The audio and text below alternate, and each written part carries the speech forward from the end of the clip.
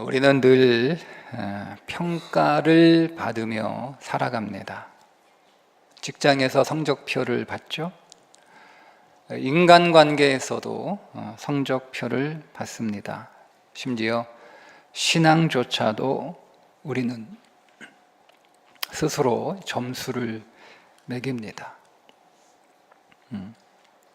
그러다가 어느 순간에 이런 생각이 들어요. 하나님도 이렇게 평가하실까? 오늘 말씀이 이 질문에 대한 답이 될 것입니다. 우리는 하루에도 수없이 많은 평가를 받으며 살아가는데, 학교에서, 또 직장에서, 또 가정에서,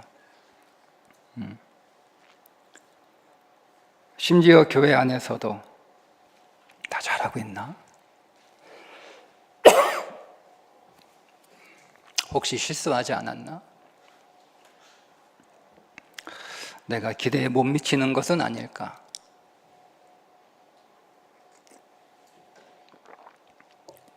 세상 어디를 가든 조건이 붙습니다. 이만큼 성과를 내면 내가 인정해 주겠다. 착하게 굴면 사랑해 주겠다. 우리가 이런 세상에서 오래 살다 보니까 어느새 우리의 신앙이 그렇게 물들어 버린 것 같아요. 그러니까 하나님 앞에서도 우리가 생각하기를 내가 죄를 지어가지고 복이 없는 걸까? 내가 믿음이 약해서 일이 잘 안 풀리는 걸까? 열심을 못 내서 하나님이 내게서 멀어진 것일까? 그런데 오늘 우리가 읽은 본문의 말씀은 우리의 생각과는 전혀 다른 말씀을 하고 계십니다. 아브라함 나이가 99세가 되었습니다. 처음 부르신 게 75세라고 하니까 무려 24년이 지난 거죠. 그런데 아직 약속은 이루어지지 않았고, 오히려 아브라함은 하나님 앞에 큰 실수를 저질렀어요. 하갈을 통해서 이스마엘을 낳은 것입니다. 믿음의 조상이라고 불리는 아브라함이지만 그 시점에서 아브라함의 성적표는 가히 좋다라고 말하기가 어렵습니다. 오히려 솔직하게 말하면 낙제점에 가까운 점수표를 들고 있습니다.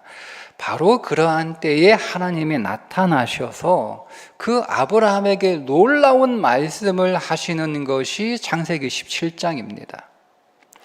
우리가 창세기 17장을 주의 깊게 읽어보면 아주 특이한 표현을 우리가 발견하게 되는데, 바로 내 언약이라는 단어입니다.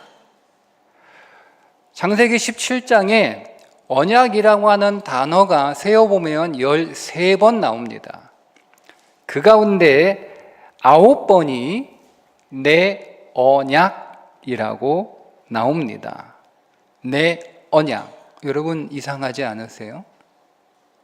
우리는 보통 계약을 하면 우리 계약이라고 하지, 내 계약이라고 하지 않잖아요.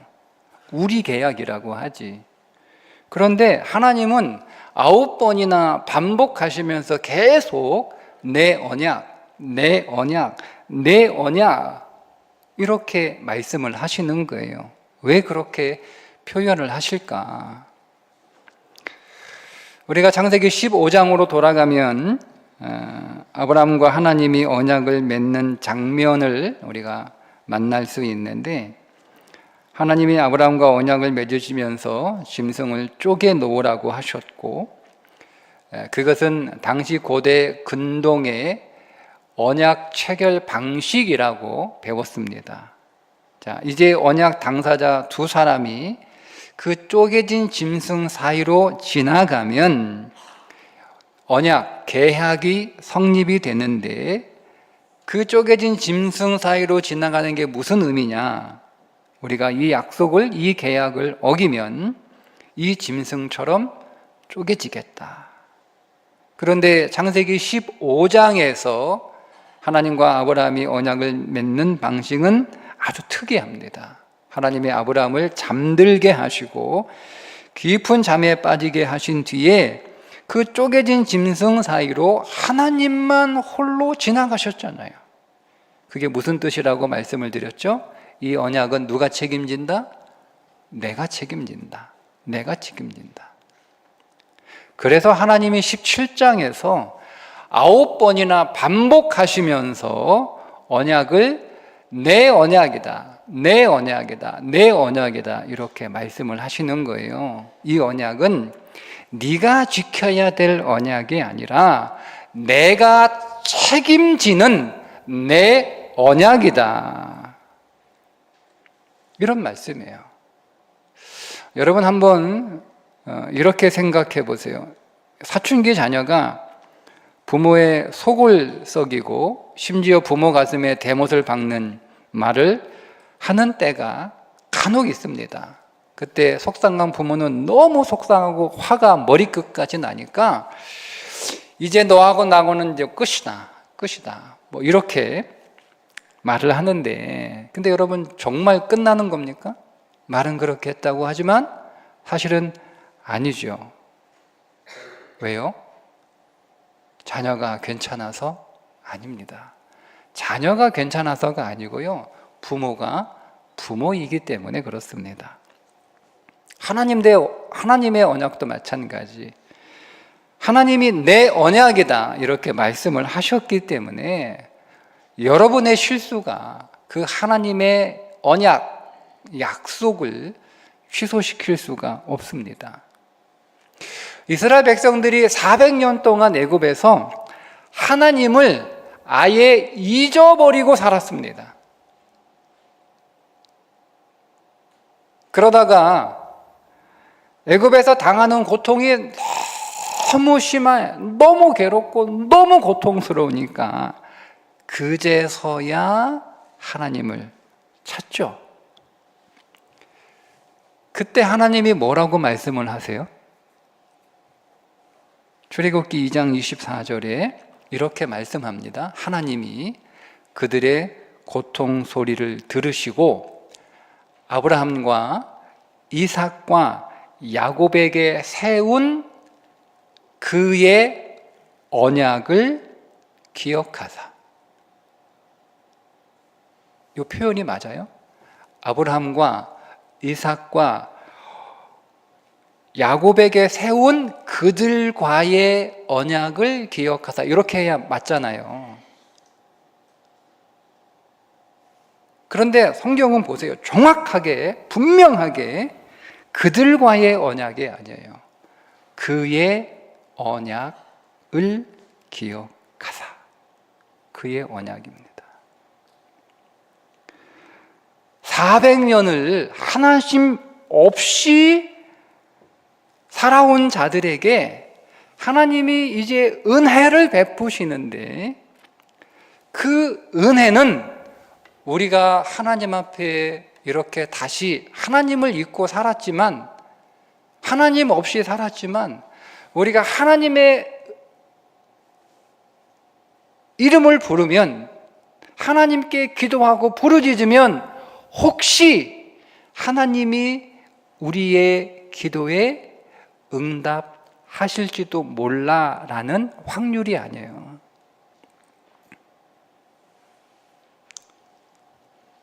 그의 언약이라고 하는 것은 하나님의 명예를 걸고 반드시 이루겠다는 보증이었던 겁니다. 그래서 그들에게 반응하신 거예요. 그런데 하나님이 오늘 본문의 말씀에 보면 이 하나님의 언약을 더욱 확실하게 하기 위해서 한 가지 일을 더 하시는데, 그게 이름을 바꿔주시는 거예요. 아브라함에서 아브라함으로. 아브라함은 존귀한 아버지라는 뜻이죠. 아브라함이 되면 열국의 아버지라는 뜻이 됩니다. 근데 우리가 이 이름에서 주목할 게 있는데요, 하나님이 아브라함의 이름을 아브라함으로 바꾸시는데 거기에 어떤 단어가 하나 더 들어가냐면 히브리어의 5번째 자음 해라고 하는 단어가 거기에 들어갑니다. 근데 이 해라고 하는 단어는 하나님이 당신의 조남을 사람들에게 계시해 주신 유일한 이름이 하나 있어요. 그게 하나님의 조남, 그게 여호와라고 하는 이름인데, 이건 우리가 사실은 잘못 발음하고 있는 거예요. 편의상 발음하고 있는 거예요. 모음이 없어요. 자음만 있어요. 자음만. 그래서 이 자음, 이걸 어떻게 발음할지 모르니까 신성 사문자, 영어 알파벳으로 하면 YHWH인데 욤, 해, 와우, 해라고 이렇게 읽거든요. 근데 거기에 모음이 없어요. 모음이 없으니까 아도나이라고 일반적으로 주라고 부르는 그 아도나이의 모음을 갖다가 이 신성 사문자에다 붙인 거예요. 그래서 여호와라고 발음하는 거거든요. 그러니까 여호와는 하나님의 본명이 아니에요. 몰라요. 하나님의 이름을 너무나 오랫동안 못 불렀기 때문에 잊어버렸어요. 어쨌든 그 여호와라고 하는 이름 안에 들어있는 해라고 하는 신성 사문자 있는 단어를 누구 이름에 넣어놨냐면 아브라함 이름에 넣어주신 거예요. 이게 이름을 개명했다라는 차원이 아니에요, 여러분. 이름이 어떻게 바뀌었느냐가 더 중요한 거예요. 하나님의 성함 안에, 그 조남 안에 들어있는 한 조각의 글자를 아브라함 인생 안에 새겨 놓으신 거란 말이에요. 하나님이 여러분 환경을 바꾸시는 게 아니에요. 하나님은 이름, 정체성을 먼저 바꿔요. 그러니까 아브라함의 인생 안에 하나님의 글자가 하나 딱 새겨진 거잖아요. 그러니까 하나님이 인장을 확 찍어버리신 거예요. 그게 이름을 바꿔주시는 거예요. 그러니까 여전히 아브라함 나이는 99세인데 아들이 없어요. 아들이. 상황은 아무것도 달라진 게 없어요. 그런데 이름이 먼저 바뀌어요. 여러분, 하나님은 여러분의 상황보다 여러분의 정체성을 먼저 바꾸시는 분이십니다. 한번 이렇게 생각해 보세요.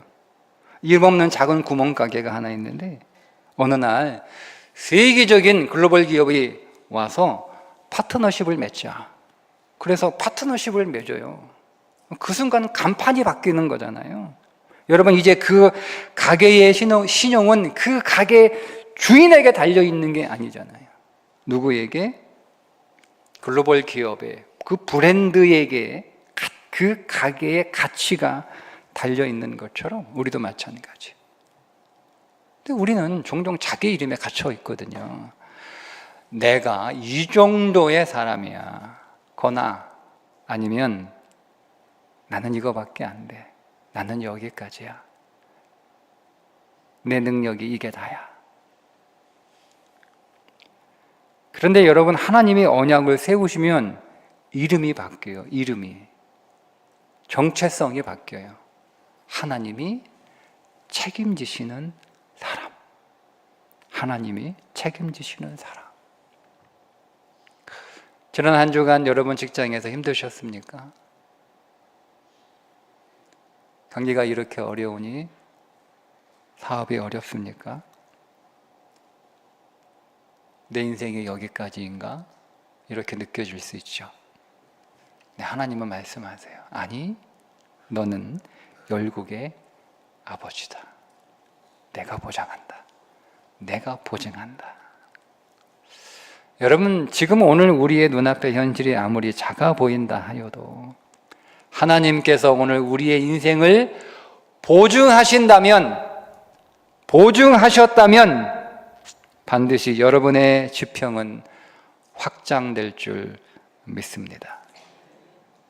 하나님이 아브라함 99세 때 찾아오셨습니다. 인간적으로 보면 가능성은 거의 제로입니다. 여러분, 사람들에게 가장 큰 두려움이 뭐겠어요? 가장 큰 두려움, 희망이 사라지는 거예요. 아마 화무들이 이런 말을 한다고 합니다. 1%라도 내게 확률이 있으면 내가 버텨보겠다. 그런데 가능성이 없어요. 그 말 한마디에 무너지는 거예요. 여러분, 성경은 놀라운 말씀을 우리에게 오늘 하시는데, 하나님의 은혜는 가능성이 제로일 때 시작된다. 로마서 4장 19절에 보면 아브라함이 어떻게 믿었는가? 자기 몸이 이미 죽은 것 같음을 알았으나 믿음이 약하여지지 아니하고. 왜 안 약해졌어요? 자기 몸은 이미 죽었는데 아브라함은 자기 몸 상태를 본 게 아니에요. 뭘 봤어요? 하나님의 보증을 봤어요. 여러분, 이삭은 아브라함의 실력으로 태어난 게 아니에요. 하나님의 보증으로 낳은 아들이잖아요. 이삭이라고 하는 그 이름의 뜻이 웃음이지 않습니까? 웃음은, 우리 인생의 기쁨은 우리의 실력으로 얻어지는 게 아니에요. 무엇으로? 하나님의 보증. 하나님의 보증이 아브라함의 삶의 웃음을 가져다 주신 겁니다. 여러분, 어느새 나도 모르게 우리의 인생에, 우리의 삶에 웃음이 싹 사라졌나요? 억지로 웃을 필요는 없어요. 성경이 억지로 웃으라고 말씀하진 않아요. 그러나 우리가 하나님의 보증을 믿으면 우리의 삶에도 반드시 하나님께서 이삭을 데려다 주실 줄 믿습니다. 아브라함에게 주신 내 언약. 여러분, 이건 수천 년 뒤에 실제로 일어났습니다. 어디에서? 십자가에서. 누가? 예수님이 뭐라고 하셨죠? 다 이루었다. 다 이루었다. 히브리서 9장 16절에 보면 유언은 유언한 자가 죽어야 되나니 유언은 그 사람이 죽은 후에야 유효한즉 유언한 자가 살아있는 동안에는 효력이 없느니라. 근데 우리 성경은 유언이라고 번역을 해서 이 말씀의 정확한 의미가 잘 전달이 안 돼요. 유언이라고 번역한 것을 언약으로 번역해야 더 정확합니다. 그러니까 똑같은 단어가 문맥에 따라서 유언으로 번역이 되기도 하고 언약으로도 번역이 되는데, 이 히브리서 9장에서는 유언으로 번역해 주는 게 훨씬 더 정확합니다. 이렇게 한번 읽어볼까요? 언약은 언약한 자가 죽어야 되나니 언약은 그 사람이 죽은 후에야 유효한즉 언약한 자가 살아있는 동안에는 효력이 없느니라. 그러니까 언약한 자가 죽어야 언약은 효력이 생긴다, 이 말씀입니다. 그럼 질문이 생기죠. 언약을 누가 깨트렸어요? 내가 깨트렸어요. 우리가 깨트렸단 말이에요. 누가 죽어야 돼요? 내가 죽어야 돼요. 근데 누가 죽었어요? 하나님의 아들 예수 그리스도가 죽으셨어요. 왜요? 왜? 내 언약이기 때문입니다. 그러니까 하나님이 말로만 책임진 게 아니고요, 진짜 책임지셨어요.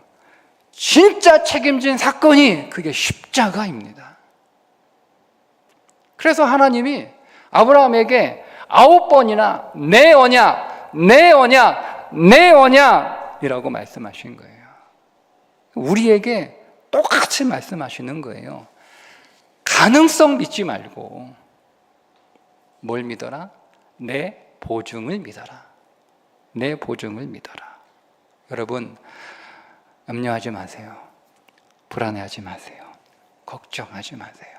믿음은 가능성을 믿는 게 아니에요.